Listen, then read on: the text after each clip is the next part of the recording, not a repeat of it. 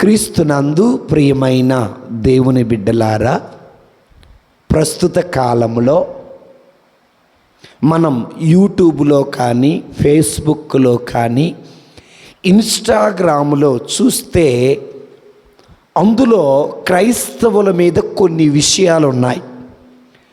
మొట్టమొదటిది, ఒక వ్యక్తి ఈ విధంగా అంటున్నాడు, నేను చనిపోయేలోపు క్రైస్తవ దేవాలయాలు లేకుండా చేయాలి. ఇది మొదటిది. రెండవది, కొంతమంది క్రైస్తవ సేవకులు వారి వాహనాలకి సౌండ్ సిస్టమ్ని ఏర్పాటు చేసుకొని వీధి సువార్త చేస్తూ ఉండగా వారిని రాళ్లతో కొట్టి ఇబ్బందులు పెట్టడం జరిగింది. మూడవది, క్రైస్తవ దేవాలయాల పైన మైకులు పెట్టి ప్రార్థనలు చేస్తుంటే, వాక్యం చెబుతుంటే మందిరాలలోకి జొరబడి సేవకులను కొట్టి విశ్వాసులను చెదరు చేయటం మనం యూట్యూబ్లో చూస్తున్నాం. నాలుగవది, మీరు క్రైస్తవులు అయితే మీకు ఎస్సీ హోదా పోయిద్ది అని క్రైస్తవులని ఇంకా అణిచివేస్తున్నారు. ఐదవది, క్రైస్తవులపై ఎక్కువగా, క్రైస్తవ సేవకులపై దాడులు ఎక్కువగా జరుగుతూ ఉన్నాయి. వీటన్నిటిని బట్టి చూస్తే మనకేమర్థమవుతుంది అంటే, యేసు ప్రభువారు ముందుగానే చెప్పారు, నా నిమిత్తము ప్రజల మిమ్ములను హింసిస్తారు, కొడతారు, బాధ పెడతారు. వాక్యం చూద్దాం. మత్తయి శుభవార్త 5వ అధ్యాయము 10-11 వచనాలు చూద్దాం. నా నిమిత్తము ప్రజలు మిమ్ము అవమానించినప్పుడు, హింసించినప్పుడు, నిందారోపణ గావించినప్పుడు మీరు ధన్యులు. అంటే దేవుడు ముందుగానే చెప్పాడు, నా నిమిత్తం హింసలు వస్తాయి, నా నిమిత్తం బాధలు వస్తాయి, నా నిమిత్తము ప్రాణాలు కోల్పోవలసి వస్తుంది. అయితే ఇలా జరిగినప్పుడు మీరు ధన్యులు అని పలుకుతున్నారు. అంటే క్రీస్తు సువార్త నిమిత్తము, క్రీస్తు పరిచర్య నిమిత్తము క్రైస్తవులుగా ఉంటూ, ధర్మములో జీవిస్తూ, నీతి నిజాయితీగా జీవిస్తూ ఎవరైతే శ్రమలు పడుతున్నారో, బాధలు పడుతున్నారో, నిందలు మోస్తున్నారో, అవమానాలు భరిస్తున్నారో వారు ధన్యులు అంటున్నారు. అది మాత్రమే కాదు, యేసు ప్రభు వారు ఏమంటారంటే, మీరు ఈ సమయంలో సాక్షులుగా ఉండాలి. ఎలా ఉండాలట? సాక్షులుగా ఉండాలి. ఎవరికి సాక్షులుగా ఉండాలి? క్రీస్తుకి సాక్షులుగా, హృదయములో ఉన్న క్రీస్తుకి సాక్షిగా, విన్నటువంటి వాక్యానికి సాక్షిగా, క్రీస్తు తప్ప వేరొక దేవుడు లేడు అనేదానికి సాక్షిగా మనం ఉండాలి. అదే మనము లూకా శుభవార్తలో 21వ అధ్యాయము 12-13 వచనాలలో వాక్యం చూస్తూ ఉన్నాం. లూకా శుభవార్త 21వ అధ్యాయము 12-13 వచనాలు. ఇవన్నీ సంభవింపక పూర్వము వారు మిమ్మలను పట్టుకొని చెరసాలకును అప్పగించి హింసిస్తారు. నా నామము నిమిత్తము రాజుల యొద్దకు, అధిపతుల యొద్దకు మిమ్మల్ని తీసుకొని పోతారు. ఇది మీరు సాక్షులుగా ఉండవలసిన. యేసయ్య ఏమన్నాడు? రాజుల యొద్దకు, అధికారుల యొద్దకు మిమ్మల్ని తీసుకుని వెళ్తారు. అబద్ధపు నేరాలు మోపుతారు, అన్యాయపు నేరాలు మోపుతారు, అక్రమముగా మిమ్మల్ని కొడతారు, దేవాలయాలు పడగొడతారు, సువార్థికులని హింసిస్తారు. ఇలాంటి సమయంలోనే మీరు సాక్షులుగా ఉండండి అని వాక్యం పలుకుతున్నారు. Praise the lord. కాబట్టి దేవాలయాలు పడగొట్టినా మనము క్రీస్తుకు సాక్షులుగా ఉండాలి. దేవాలయాలకు జొరబడి స్వరూపాలను పాడు చేసిన క్రీస్తుకు సాక్షులుగా ఉండాలి. క్రైస్తవ సేవకుల్ని చంపినా వాళ్ళకి సాక్షులుగా మనము ఉండాలి. మనకి ఎస్సీ రిజర్వేషన్ రాకపోయినా మనము క్రీస్తుకు సాక్షులుగా ఉండాలి అని వాక్యం పలుకుతుంది. అయితే దేవుని బిడ్డలారా, ఇలా శ్రమలు వచ్చినప్పుడు దేవుడు ఈ శ్రమలని తన వాక్యము మరింతగా విరివిగా వ్యాప్తి చేయటానికి అవకాశముగా ఆయుధంగా వాడుకుంటాడు. నేను మరలా చెబుతున్నా, క్రైస్తవులకి శ్రమలు వచ్చినప్పుడు దేవుడు దీనిని ఒక అవకాశముగా చేసుకొని ఇంకా ఎక్కువ ప్రదేశాలలోకి సువార్త వ్యాప్తి జరిగేలాగా చేస్తాడు. ఉదాహరణకి స్టెఫాను గారు యెరూషలేములో దేవుని సువార్తను బోధిస్తున్నారు. స్టెఫాను గారు పరిశుద్ధాత్మతో నింపబడి దేవుని సువార్తని బోధిస్తున్నారు. అలాంటి రోజులలో స్టెఫాను గారిని రాళ్లతో కొట్టి చంపారు. అప్పుడు కొంతమంది విశ్వాసులు వివిధ ప్రాంతాలకి చెల్లా చెదరైపోయి వారు వెళ్ళిన ప్రదేశాలలో దేవుని సువార్త చేయటం, ప్రార్థనలు చేయటం, విశ్వాసాన్ని ప్రకటించటము జరిగింది. అయితే స్టెఫాను గారు వాక్యం ఎక్కడ బోధించారు? యెరూషలేములో బోధించారు. జనము ఎటువైపు చెల్లా చెదరయ్యారు? సమరియా, యోదయ, గలిలియా ఇలాంటి ప్రదేశాలకు వాళ్ళు చెల్లా చెదరైపోయి అక్కడ వారు సువార్త వ్యాప్తి చేశారు. అంటే శ్రమలలో సువార్త వ్యాప్తి ఎక్కువగా జరుగుతుంది అని దేవుడు ముందుగానే మనకు తన వాక్యము ద్వారా తెలియచేశారు. ఇది ఎక్కడ ఉన్నది అంటే అపోస్తుల కార్యాలు 8వ అధ్యాయము 1వ వచనము చూద్దాం. ఆనాటి నుండి యెరూషలేములోని క్రైస్తవ సంఘము ఘోరమైన హింసలు పాలయ్యను. అపోస్తులు తప్ప విశ్వాసులందరూ యోదయ, సమరియా రాష్ట్ర నలుమూలలకు చెల్లా చెదరాయను. Praise the lord. క్రైస్తవులు ఎక్కడున్నారు? యెరూషలేములో ఉంది. బోధ ఎక్కడ జరుగుతుంది? యెరూషలేములో జరుగుతుంది.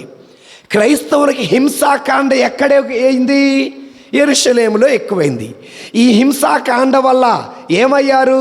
కొంతమంది గలియాకి, కొంతమంది సమరియాకి, కొంతమంది యోదయ రాష్ట్రములో అనేక ప్రదేశాలకి చెల్లా చెదరయ్యారు. శ్రమలలో సువార్త వ్యాప్తి జరిగిందా లేదా? ఒక్క యెరూషలేములోనే ఆగిపోలా, యోదయ రాష్ట్రం అంతటా వ్యాప్తి చెందింది. అందుకే నేనేం చెప్పాను, శ్రమలలోనే దేవుడు విశ్వాసులకి ధైర్యం ఇస్తాడు. శ్రమలలోనే దేవుడు విశ్వాసులకి పరిశుద్ధాత్మ జ్ఞానమునిస్తాడు. శ్రమలలోనే విశ్వాసులకు దేవుడు పరిశుద్ధాత్మ బలం ఇస్తాడు.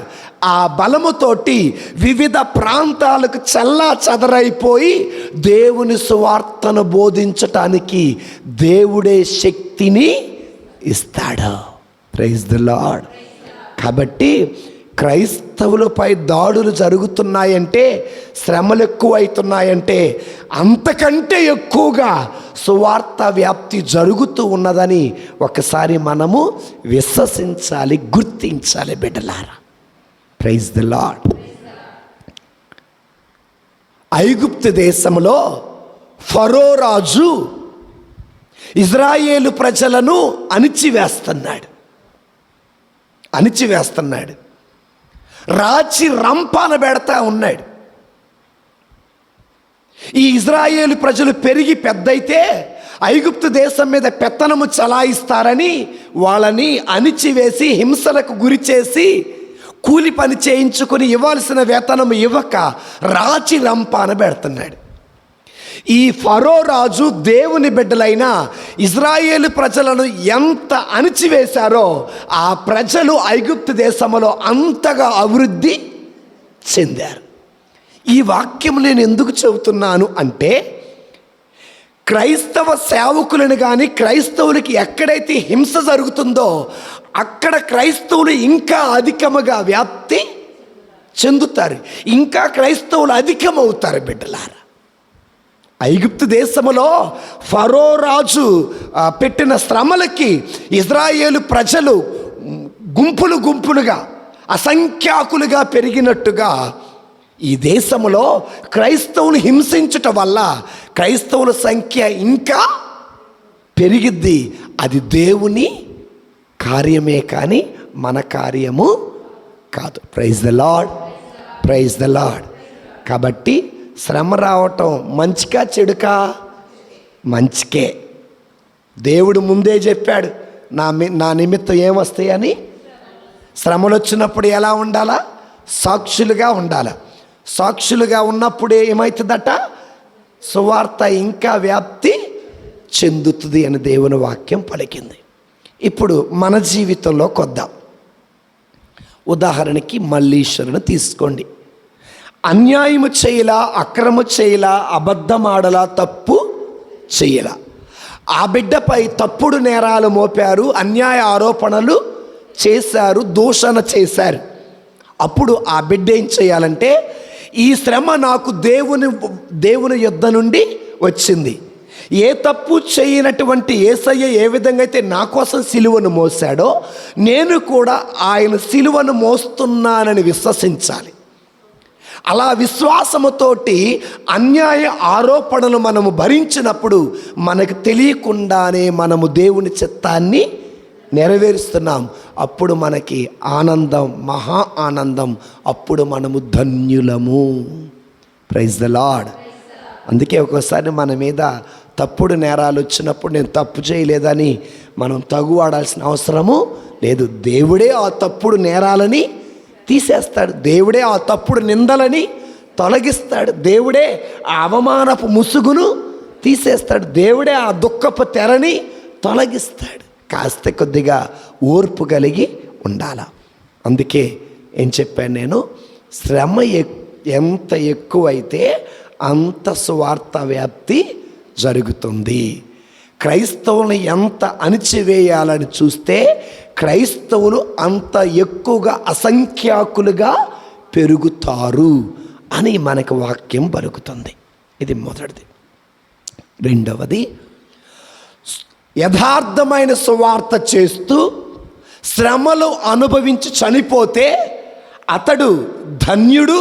రెండవది, అతడు దేవుని చేత, సంఘము చేత బహు గొప్పగా గౌరవ మర్యాదలు అందుకుంటాడు. ఉదాహరణకి అపోస్తల కార్యాలు 8వ అధ్యాయము 2వ వచనం చూసుకుందాం. కొందరు భక్తులు స్తెఫానును సమాధి చేసి అతని కొరకై గొల్లుమని. ఇప్పుడు స్తెఫాను తనంతట తాను చనిపోయాడా? చంపేశారా? యథార్థమైన సువార్త సేవ చేస్తుంటే స్తెఫానును చంపారు. నిజమైన దేవుని గురించి చెబుతుంటే స్తెఫానుని రాళ్లతో కొట్టి చంపారు. మీరు బ్రతికే జీవితం కరెక్ట్ కాదు, మీది పాపపు జీవితం, జీవం అనే మార్గములోకి రండి, సత్యం అనే మార్గములోకి రండి, వెలుగు అనే మార్గములోకి రండి అని చెబుతుంటే స్తెఫానుని చంపారు. చంపిన తర్వాత క్రైస్తవ సంఘం ఆయన మీద నిందలు మోపల. ఏం చేశారో తెలుసా? క్రైస్తవ సంఘం ఆయన కోసం ఏడ్చింది. ఏడ్చిన సంఘం ఆయనను గౌరవించింది. గౌరవించిన సంఘమే ఆయనను సమాధి చేసింది. ఎప్పుడైతే యథార్థమైన సేవ చేసి మనము అన్యుల చేతుల్లో, దుష్టుడి చేతుల్లో చచ్చిపోతామో అప్పుడు దేవుడు బహు గొప్పగా మనల్ని ఘనపరుస్తాడు. బిడ్డలారా, మీ అందరికీ తెలుసు, హెరోదు రాజు దగ్గర బప్తిస్మా యోహాను గారు ఉన్నారు. హెరోదియా తప్పు చేస్తుంటే తప్పును ఖండించాడు బప్తిస్మా యోహాను. ఆ హెరోదియా ఏమడిగింది? తప్పును సరిచేసుకోకుండా బప్తిస్మా యోహాను గారి తలని అడిగింది. అప్పుడు తల తీసేశారు. ఇక్కడ బప్తిస్మా యోహాను నీతి నిమిత్తము చంపబడ్డాడు, నీతి నిమిత్తము హతసాక్షి అయ్యాడు. అయితే ఆ బప్తిస్మా యోహాను గారి శిష్యులే ఆయనను సమాధి చేశారు. అయితే యేసయ్య అంటాడు, బప్తిస్మా యోహాను లాంటి వాడు మనుష్యులలో ఒక్కడైనను లేడు అని వాక్యం పలుకుతుంది. మరి యాకోబు గారిని తీసుకోండి. యాకోబు గారు సువార్త బోధిస్తుంటే ఆయన తలని తీసేశారు. సో కాబట్టి ఆయన చంపేశారు.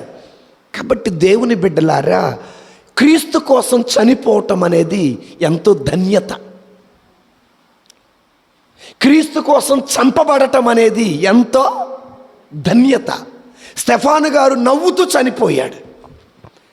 ఆయన చనిపోయేటప్పుడు ఆకాశం వైపు చూశాడు, పరలోకం తెరవబడింది.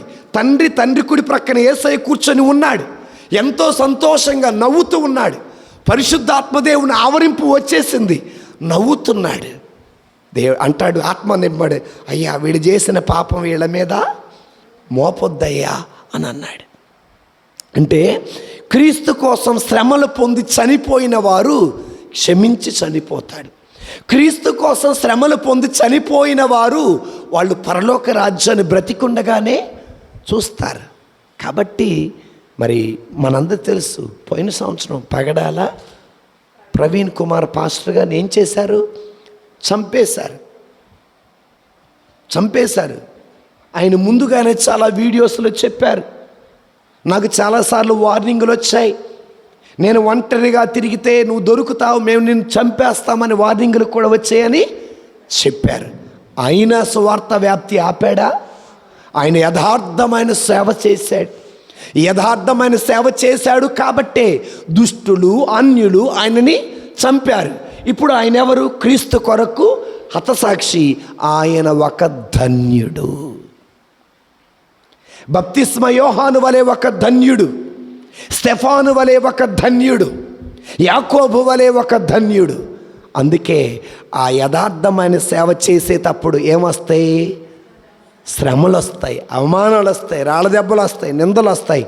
అప్పుడు మనము దృఢ సంకల్పంతో ఉండాలి. అందుకే పేతురు గారు రాసినటువంటి మొదటి లేఖ 2వ అధ్యాయము 19వ వచనం చూద్దాం. పేతురు గారు రాసినటువంటి, ఎవడైనను అన్యాయముగా శ్రమను పొందుచు దేవుని ఎడల నిష్కపటముగా మనస్సాక్షి కలిగి దానిని ఓర్పుతో సహించిన ఎడల దేవుని అంగీకారము పొందుతాడు. ఒకసారి చదువుతారా? ఇంకొకసారి.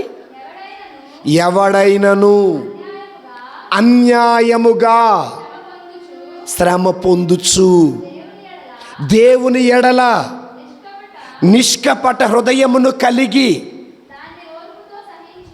దానిని ఓర్పుతో సహించిన ఎడల దేవుని అంగీకారమును పొందుతాడు. స్టెఫాను గారు దేవుని అంగీకారాన్ని పొందారు. యాకోబు గారు దేవుని అంగీకారమును పొందారు. బప్తిస్మా యోహాను గారు దేవుని అంగీకారమును పొందారు. అట్లాగే మనం అన్యాయముగా అక్రమాలుగా బంధింపబడితే మనము దేవుని చేత అంగీకార ముద్రను పొందుకుంటాం. మూడవది వినండి జాగ్రత్తగా, ఇది వినండి.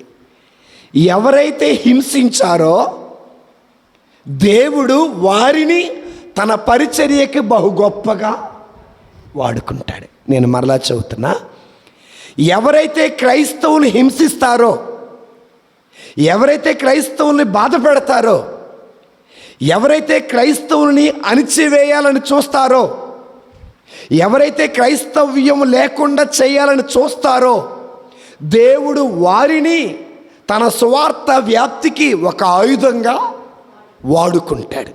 ఉదాహరణకు చూద్దాం. అపోస్తల కార్యాలు 8వ అధ్యాయము 3వ వచనం. కానీ సౌలు క్రైస్తవ సంఘమును నాశనము చేయ ప్రయత్నించుచు ఇంటింట జ్వరబడి విశ్వాసులైన స్త్రీ పురుషులను బయటకు ఇడ్చుకొని పోయి వారిని చెరసాలలో వేయించుచుండెను. Praise the lord. క్రైస్తవులను చంపిన వాడెవడు? సౌలు. క్రైస్తవుల చెరసాలలో పడేసిన వారెవరు? సౌలు.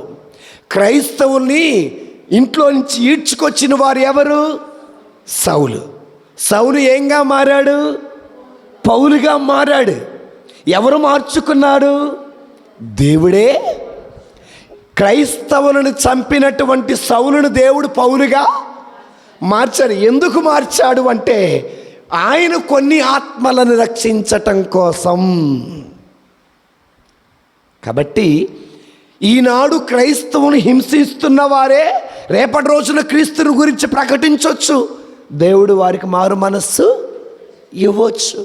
దేవుడేమన్నాడు? సౌలు సౌలు నువ్వు నేల హింసించుచున్నావు, నువ్వెవరివయ్యా?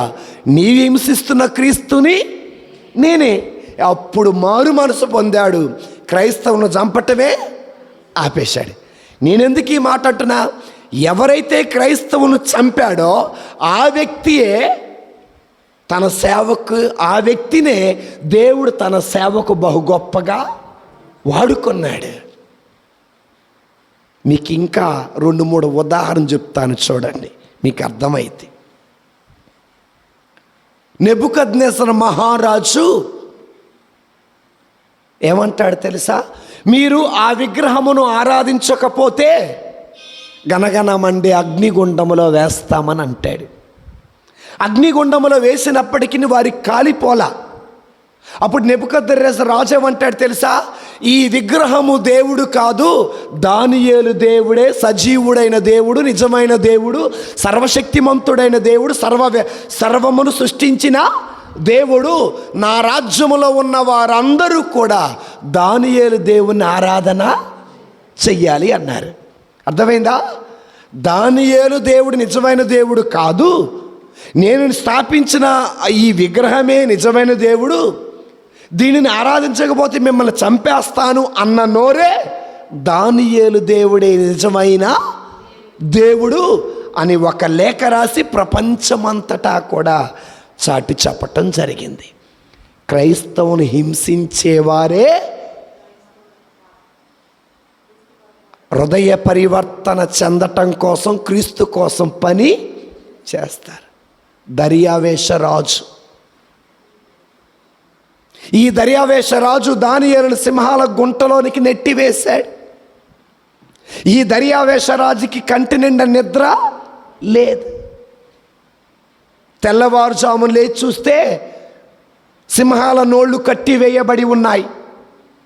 దానియేలు మోకరించి ప్రార్థన చేస్తున్నాడు.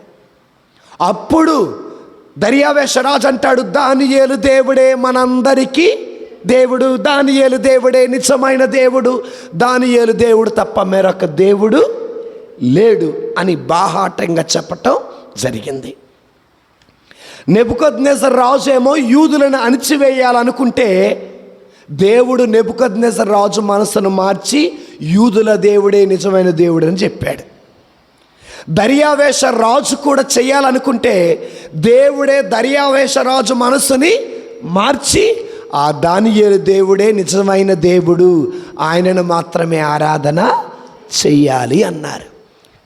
క్రైస్తవులని, దేవుని ప్రజలని ఎవరైతే హింసిస్తారో దేవుడు వారిని ప్రత్యేకంగా ఎన్నుకొని వారి చేత ఆత్మల రక్షణ కోసమై వాడుకుంటాడు. వాళ్ళ నోటి వెంటే దానియేలు దేవుడు నిజమైన దేవుడు అని చెప్పేలాగా చేస్తాడు. అప్పటి వరకు మనం ఓపికగా ఎదురు చూడాలి. ఇంకా మీకు చెబుతా వినండి. యోసేపు పైన పొతీఫరు తప్పుడు నేరాలు మోపింది. ఏంటా నేరము?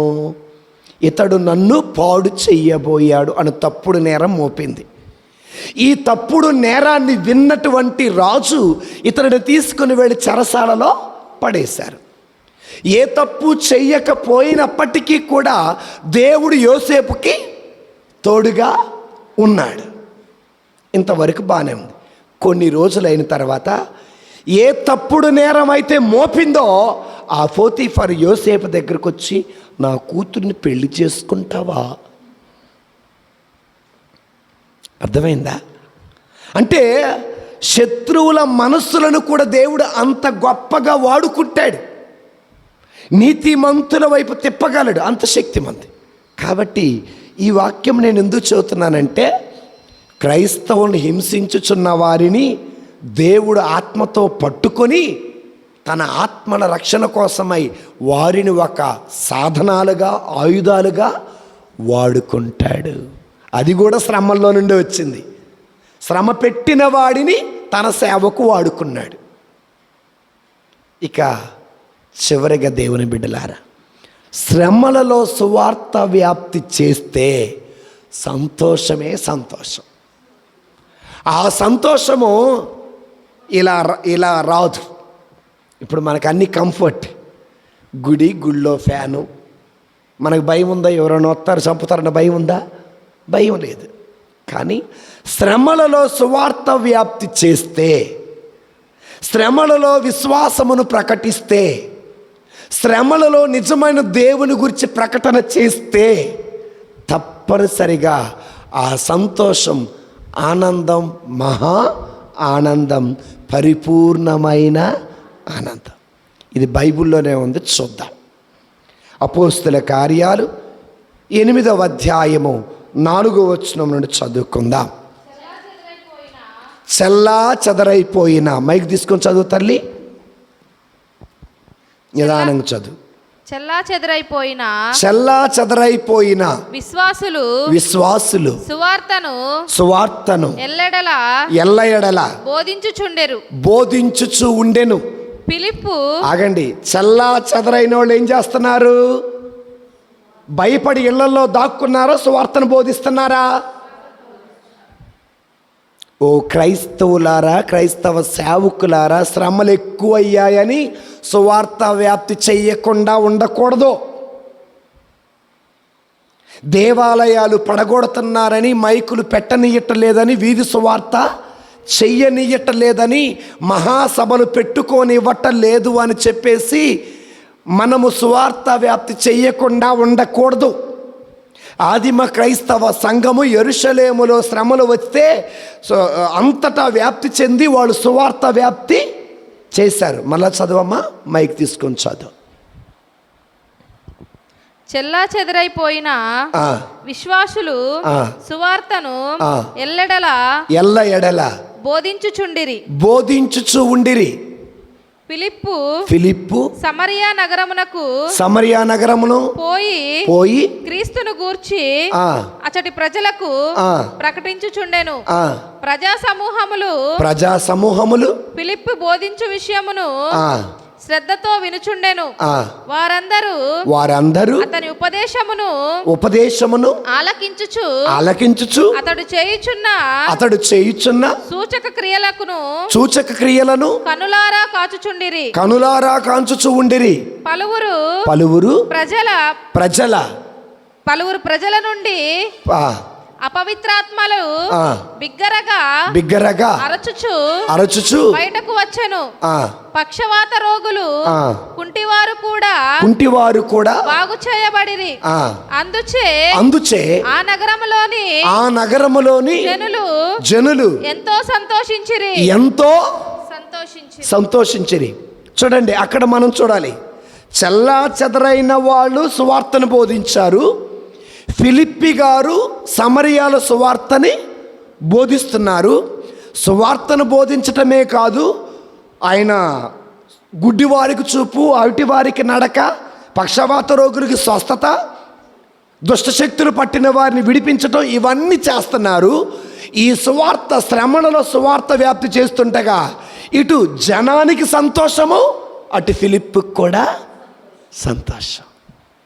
అంటే సువార్త వ్యాప్తి చేయుట వల్ల హృదయ పరివర్తన జరుగుతుంది. సువార్త వ్యాప్తి చేయుట వల్ల స్వస్థతలు జరుగుతాయి.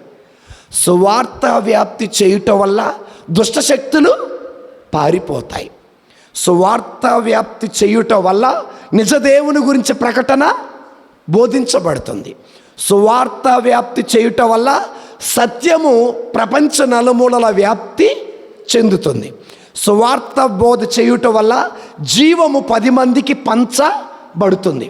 ఇలా పంచబడ్డప్పుడు, హృదయ పరివర్తన చెందినప్పుడు, స్వస్థతలు జరిగినప్పుడు, దుష్టశక్తులు పారిపోయినప్పుడు, పక్షవాత రోగులకు స్వస్థత వచ్చినప్పుడు, చనిపోయిన వారు తిరిగి వచ్చినప్పుడు ఆ సేవకుడికి సంతోషం, ఆ సంఘానికి సంతోషం, దేవునికి ఇంకా సంతోషం. కాబట్టి శ్రమలలో సువార్త వ్యాప్తి జరిగితే ఆనందం, మహా ఆనందం, పరిపూర్ణ ఆనందం, దేవునికి ఆనందం, సేవకులకు ఆనందం, సంఘానికి ఆనందం. కాబట్టి నేను మొదట్లో చెప్పా, క్రైస్తవ దేవాలయాలు పడగొడుతున్నారు, వీధి సువార్తలు ఆపుతున్నారు, సేవకుల్ని చంపుతున్నారు, క్రైస్తవులకి ఎస్సీ హోదా లేకుండా చేస్తున్నారు. అయినా కూడా అదరక బెదరక ధైర్యముతో ప్రార్థన చేద్దాం, సువార్త వ్యాప్తి చేద్దాము. దేవుని బిడ్డలారా, ఆనందం పొందుదాం, మహా ఆనందం పొందుదాం. అలాంటి శక్తిని మనం ప్రార్థిద్దాం. పితా, పుత్ర, పరిశుద్ధాత్మ నామమున ఆమేన్.